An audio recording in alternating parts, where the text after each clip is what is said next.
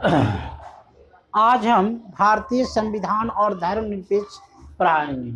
भारतीय संविधान और धर्मनिरपेक्ष ये बहुत इंपॉर्टेंट चैप्टर है। इसमें सीटेट में 1 नंबर से जरूर पूछता है, 1 नंबर जरूर पूछता है, 1 नंबर या 2 नंबर सामाजिक विज्ञान में पूछता है। आप लोग खाली इसको गौर से समझिए और जितना हो सके हम समझाने का कोशिश करेंगे कि आप लोग समझ जाइए। देखिए, विश्व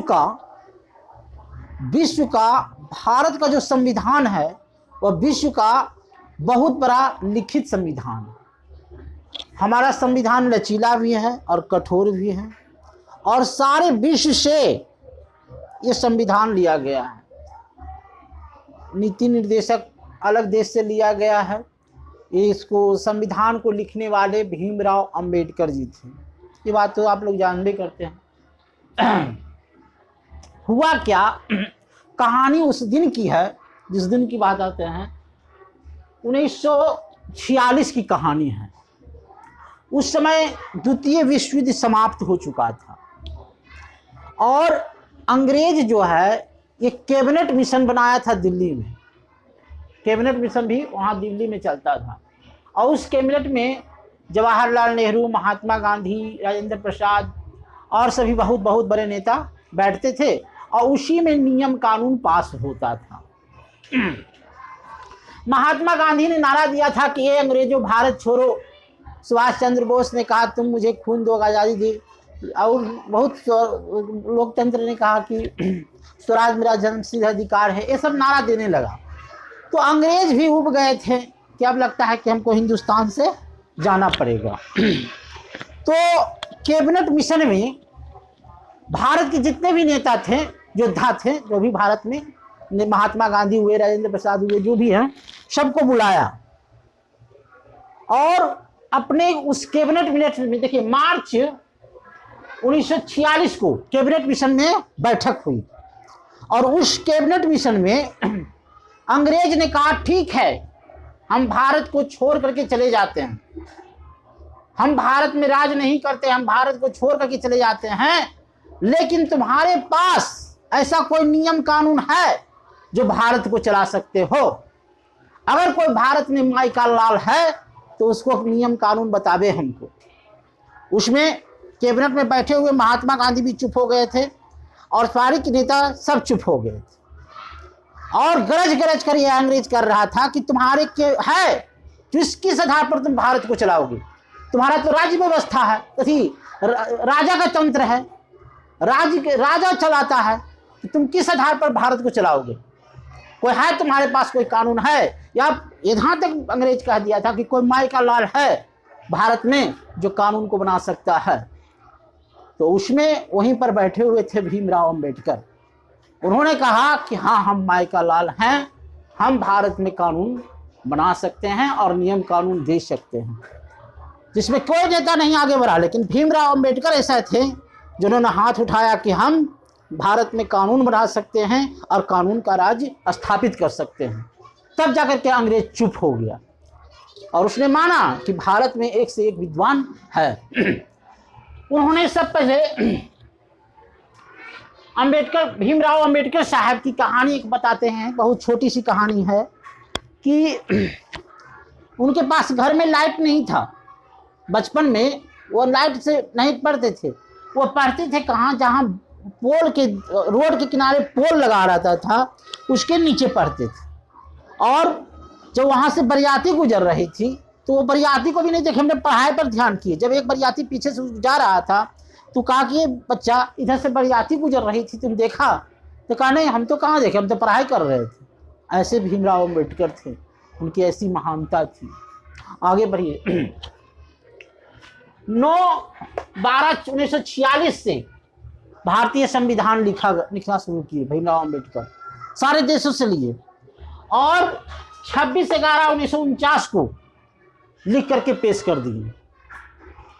26/11/1949 को 2 साल 11 महीना 18 दिन, 2 साल 11 महीना 18 दिन में संविधान लिख दिए भीमराव अंबेडकर साहब ने कि लो ये हम संविधान लिख दिए।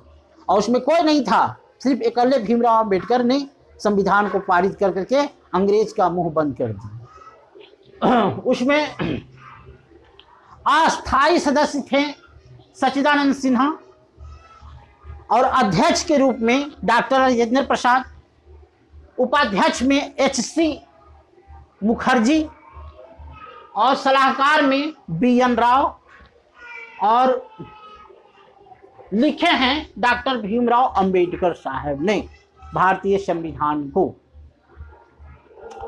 इतना आदमी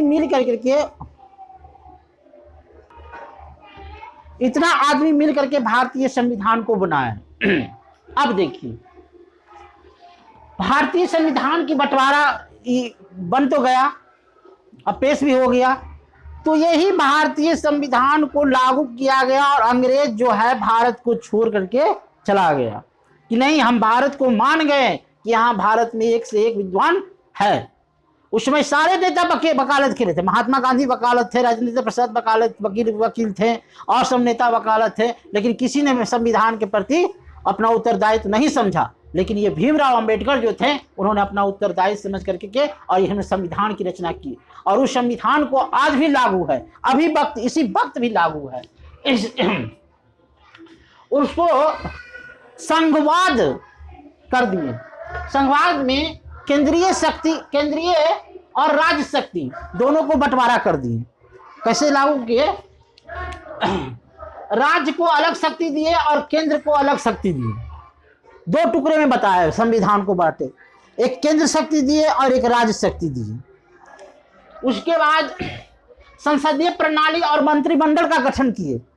संसदीय प्रणाली और मंत्रिमंडल का गठन हुआ संविधान में, और 61वें संशोधन द्वारा 21 वर्ष का जो मताधिकार मताधिकार दिया था उसको 18 वर्ष किया गया।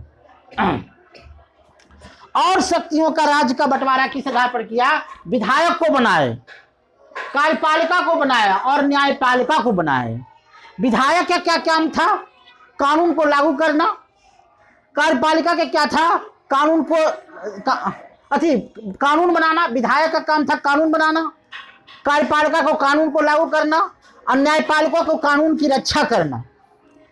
ये देखिए, इसे बहुत सुंदर ढंग से भारतीय संविधान बनाया गया था और बहुत सुंदर ढंग से उसमें लिखा गया था। लेकिन आज का दौर में भारतीय संविधान ठीक है, भारतीय संविधान ठीक है। उसके बाद मौलिक अधिकार दिया गया, सभी को मौलिक अधिकार दिया। 42वें संशोधन द्वारा धर्मनिरपेक्ष राज्य घोषित किया। कहा कोई भी आदमी जो है किसी भी धर्म को मान सकता है, चाहे हिंदू हो, मुस्लिम हो, सिख हो, ईसाई हो, पंजाबी हो, कोई भी धर्म को मान सकता है, उसमें धर्मनिरपेक्ष होगा। ये धर्मनिरपेक्ष राज्य बनाए। और डॉक्टर भीमराव अम्बेडकर की ऐसी सोच थी कि आगे चल करके धर्मनिरपेक्ष राज्य घोषित किया जाए।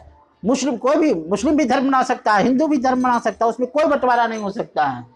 तो धर्मनिरपेक्ष 42वें संशोधन द्वारा धर्मनिरपेक्ष राज्य बना है, जिसमें हिंदू का अलग मंदिर होगा, मुस्लिम अलग, सिख ईसाई सभी अपने अपने धर्म को मान सकता है।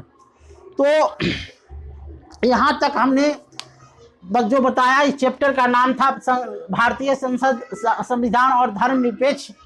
इसमें इतनी तक लिखा गया है, और आगे भी चैप्टर हम बनाते रहेंगे। हमारा चैनल को सब्सक्राइब कीजिए, लाइक कीजिए, और अच्छा लगे तो सब्सक्राइब कीजिए।